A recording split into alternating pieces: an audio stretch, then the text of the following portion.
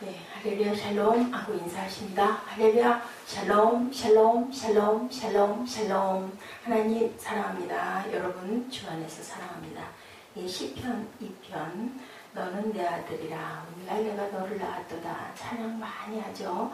예, 그렇습니다. 우리는 하나님의 자녀이고 또한 예수님께서 침례받으시고 올라오실 때 이는 내 기뻐하는 사랑하는 아들이다 라고 말씀하시죠. 너는 내 아들이다. 우리는 하나님의 자녀이죠. 천지를 창조하신 하나님의 자녀. 이것 또한 2편 10절에 교훈은 규례와 법도 곧 야훼를 경외하며 섬기는 법이라고 말씀합니다. 신명기 4장 14절 규례와 법도를 교훈하게 하셨나니 신명기 4장 36절 야훼께서 너를 교훈하시려고 하늘에서부터 그의 음성을 내게 듣게 하시며 불 가운데서 나오는 그의 말씀을 듣게 하셨느니라. 그래서 이는 내 사랑하는 아들이요 기뻐하는 자다라고 예수님이 이제 공생에 시작하시려고 침례받으실 때 하늘에서 음성이 들렸죠. 예, 전능하신 하나님의 자녀 그때도 들을 자만 들었습니다. 다들 무슨 소리가 났다는 것을 정확하게 알지를 못했다고 성경에서 증거하죠. 전능하신 하나님의 자녀들 우리들은 실제로는 진짜 아는 사람에서 살지 않는 경우가 많다. 하나님을 제대로 알고 사는 사람이 거의 없다라는 거죠. 2절에 세상의 군왕들이 나서며 관원들이 서로 꾀하여 야훼의 기름받은 자를 대적하며 하나님의 기름 부음 받은 자 예수님이시기도 하고 다윗왕이시기도 하고 다윗의 시거든요. 또한 우리들이기도 합니다. 이렇게 우리가 생각하죠. 오늘 본문에 나온 기름 받은 자 가장 가까이 있는 이스라엘 왕으로 기름 부음 받은 다윗을 의미하고 더 나아가서는 이 땅의 구원 후에 기름 부음 받은 메시아를 의미하고 하나님의 백성을 의미하기도 합니다. 기름 부음 받은 자를 대적하는 사람이 누굴까? 세상의 군왕들 사탄이죠. 또 이스라엘을 대적하던 많은 나라들을 다윗 시대에 있었습니다. 세상의 군왕은 예수님을 대적하던 세상의 권세자들, 하늘의 영들, 악한 영들. 그렇기 때문에 세상에는 악의 세상일 수밖에 없다. 세상의 군왕은 오늘날 하나님의 백성을 무시하며 대적하는 세상의 사람들이죠. 그래서 예수를 돌아가시게 했죠. 여기서 세상의 군왕은 다윗의 상대가 절대로 되지가 않죠. 다윗의 지배하에 있던 또한 그런 사람들이 예수님께서도 마찬가지셨습니다. 세상의 사람들이 예수님을 잡아서 십자가에 못 박았죠. 예수께서 원하셨다면 하늘에 수없이 많은 천사를 동원해서도 그것을 물리칠 수도 있었습니다.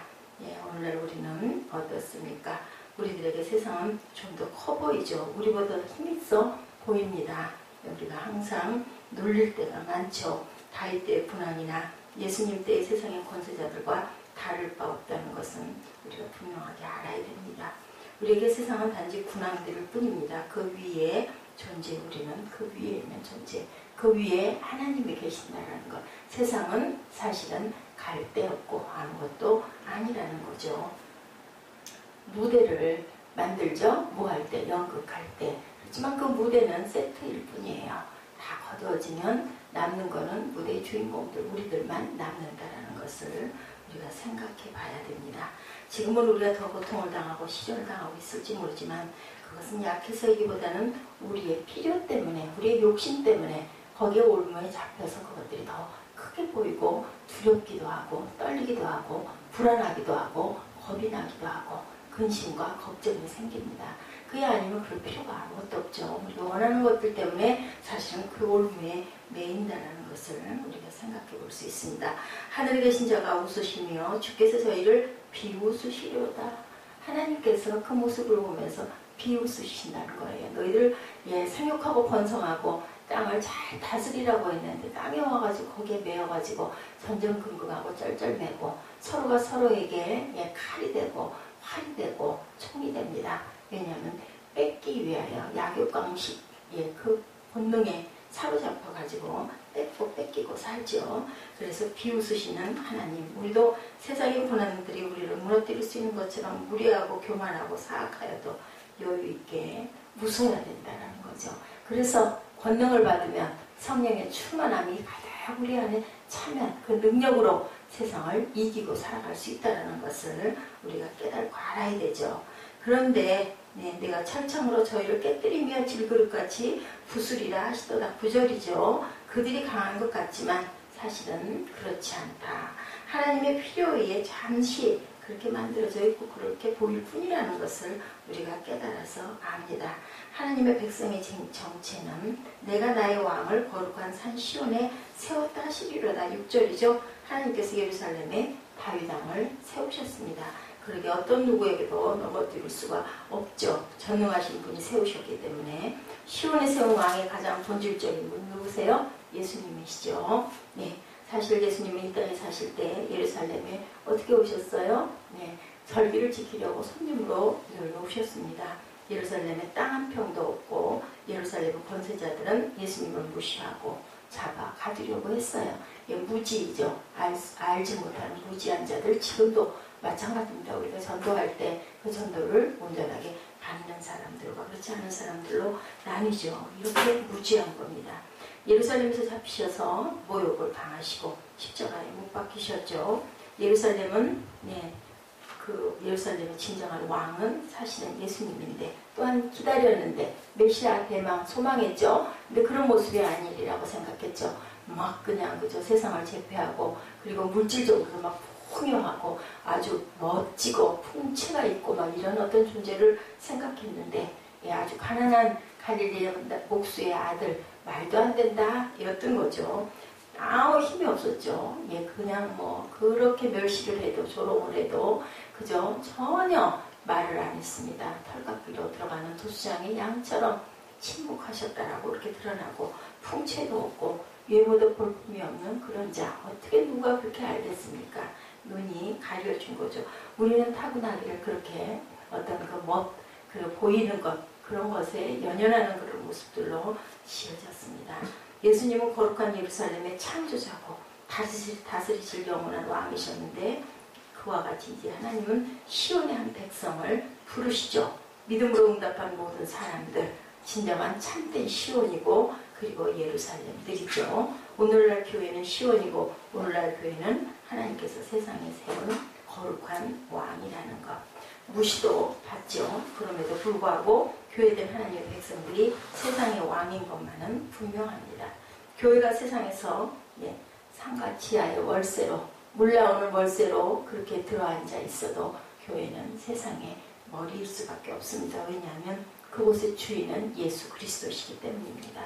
교회가 세상에서 그렇게 정말 불신을 받고 그렇게 내몰림을 당하고 그렇게 무시를 당해도 세상보다는 교회가 더 위에 있다라는 것 7절입니다. 내가 영을 전하노라 야훼께서 내게 이르시되 너는 내 아들이라 오늘날 내가 너를 낳았도다. 우리 구별된 자들 하나님의 인정을 받은 자들 의롭다 택함을 받는 우리들은 하나님의 자녀임이 틀림없습니다. 하나님께서 사역을 시작하신 예수님께 이는 내 사랑하는 아들이요 마태복음 3장 17절에 증거하죠. 우리도 이 말씀을 들어야 되죠. 우리를 향하여 하나님도 너는 사랑하는 내 아들이다. 너는 내 아들이라. 오늘날 내가 너를 낳았도다 라고 말씀하시는 하나님의 음성에 대한 믿음이 있어야 된다는 것. 이것이 무엇보다도 중요하죠. 오늘날 하나님은 지금 당신과 나에게 말씀하고 계십니다. 너는 내 아들이라. 이 사실을 믿으십니까? 믿으셔야 합니다. 믿고 튼튼하게 씩씩하게 이 세상을 이기고 이 세상을 극복하고 나아가는 저와 여러분들이 되셔야 되죠. 예수께서 죄인이셨을 때도 자신감을 가지셨듯이 우리도 또한 그러해야 되겠죠. 12절이죠. 그 아들의 입맞추라. 그렇지 아니하면 진노하신 분 너희가 길에서 망하리니 그 진노가 뜻하심이라. 야훼를 의지하는 자는 다 복이 있도다. 세상을 향해 이렇게 선포해야 되겠죠. 우리는 하나님의 자녀다. 그렇기 때문에 나는 전능하신 하나님의 자녀이기 때문에 너희들에게 내가 무시당하거나 너희들에게 내가 상처를 입을 일이 없다라고 선포할 수 있는 저와 여러분들이 되셔야 되겠죠.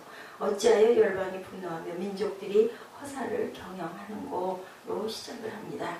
이것을 보면 이 시인의 목소리 여러 갈래 하나님의 목소리에 하나님의 아버지의 음성 예수님의 음성 그리고 성령의 음성을 우리가 생각할 수 있습니다. 하늘에 계신 자가 웃으시며 주께서 저희를 비웃으시더라. 시인은 세상 사람들을 어리석은 사람이라고 일컫고 하나님을 바로 보지 못하고 하나님께 대항하며 예수 그리스도를 무시하는 자들이라고 얘기합니다. 시인이 말하는 어리석은 자는 삶 속에 행위가 없는 믿음을 말하죠. 그들은 마치 빛을 비는 장님과 같고 떡이 없이 살고 쉼 없이 사는 것 같은 것 같죠. 크게는 미련한 짐승과 같아서 하나님을 거짓말하는 자로 만드는 대죄를 범하는 자들. 그러므로 참된 그리스도인은 어리석은 자가 되지 말아야 된다. 하나님 아버지의 음성이죠. 하나님께서 있어서 인간이란 손바닥에 올려진 개미도 아니죠. 아메바 박테리아와 같은 그런 작은 눈에 보이지도 않는 존재. 하나님의 눈을 피해 우리는 살 수 없음에도 불구하고 하나님의 둥지에서 벗어나려는 인간을 하나님은 조롱하고 비웃으신다고. 어디로도 피할 자리가 우리에겐 없어요. 하나님께서 왕으로 삼아 모든 주권을 갖고 계신 예수님께 대항한다는 것은 결국 스스로를 처참하게 죽이는 결과이라는 것을 우리가 알아야 됩니다. 성부 아버지가 그들을 비웃는다. 아들 예수님의 음성이 있습니다. 예수님께서 어느 날 선뜻 나타나신 분이 아니라 수많은 예언을 거쳐 이 세상에 내려오신 분. 성경에서 하나님께서는 자기가 낳았다고 하시고 예수님을 독생자라고 말씀하십니다. 단순한 부자의 관계가 아닌 특별한 유일한 아들, 하나밖에 없는 아들로 보여주죠. 게다가 낳았다는 표현은 생명을 낳았다는 것이 아니고 그리스도의 부활을 예언했다는 것을 우리가 깊이 느껴야 됩니다. 그렇게 모든 사람으로 하여금 예수님 앞에 무릎을 꿇게 하는 것 하나님의 뜻이고 우리의 사명임을 우리가 또한 깨달아야 되고 성령의 음성이 있습니다.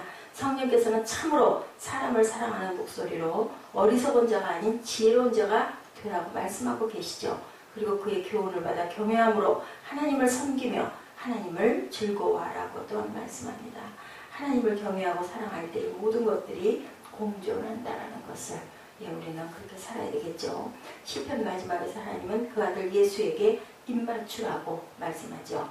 우리는 사랑하고 화해할 때 복종하고 희생하며 믿고 경배할 때 우리가 포옹하고 끌어안고 입을 맞추지 않습니까? 아이가 가장 예쁠 때 우리가 입 맞춰주고 사랑하는 연인들이 사랑의 가장 큰 표현이 입맞춤이죠. 키스한다고 하죠. 이런 것처럼 스스로의 힘으로 대항하는 것이 아니고 그의 손을 잡고 입을 맞추라는 초청형이 예수님을 만나는 온전하게 만나는 예수님과 하나 되는 예수님 안에 우리 안에 예수님이 계시는 그러한 축복을 누리시는 저와 여러분 되시기를 영생의 복을 여러분들에게 축복합니다.